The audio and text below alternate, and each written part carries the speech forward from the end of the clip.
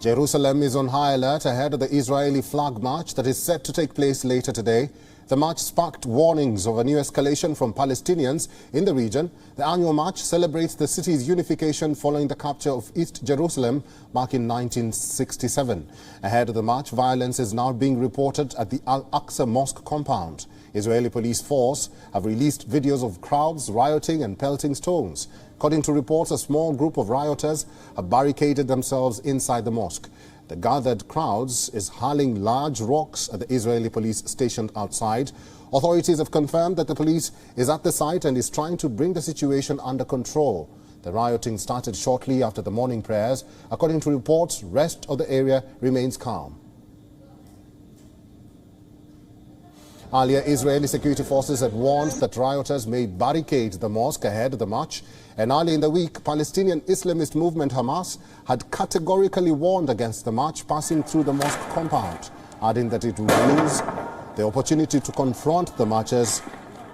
Ghazi Hamad, a member of the Islamist group's political bureau, said that they will not hesitate to use all means to stop the incursion of their holy places and called on Palestinians to gather at the mosque to disrupt the march. However, different factions in Palestine are yet to decide how they want to tackle the march.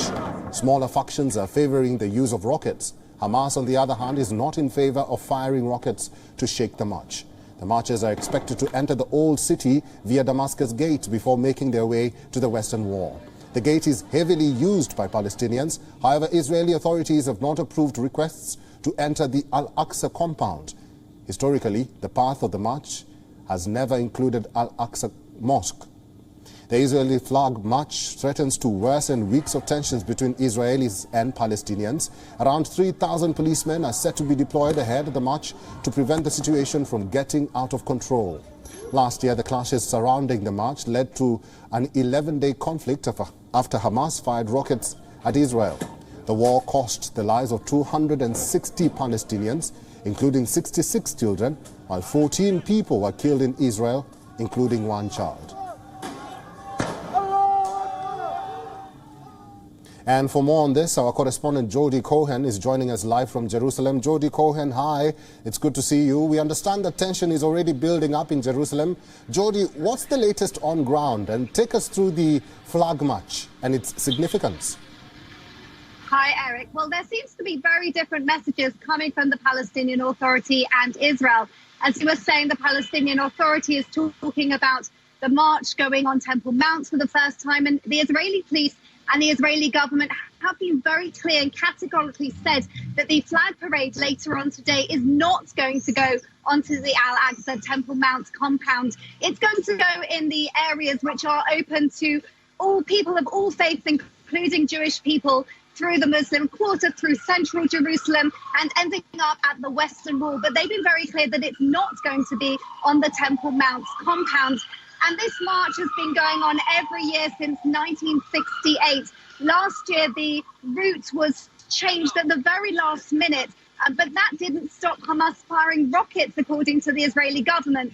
And that's why they've decided not to reroute it, to go to the usual route that happens every year of this flag parade, because they don't want to be seen to capitulate to terror. Now, this morning, we saw some scuffles. There have just been reportedly some more scuffles on the Temple Mount. About 21 people have been arrested so far.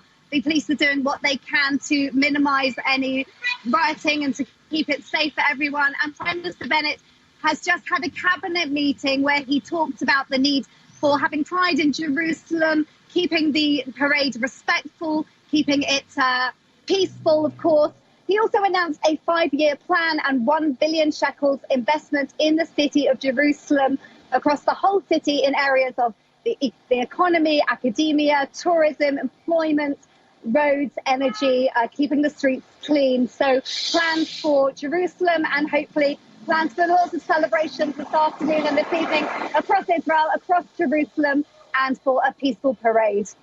Jody, I was just about to ask you about that cabinet meeting, but there were skirmishes at a flashpoint holy site in the old city this morning, like you mentioned, when Palestinians threw fireworks and rocks at police who fired what appeared to be stun grenades.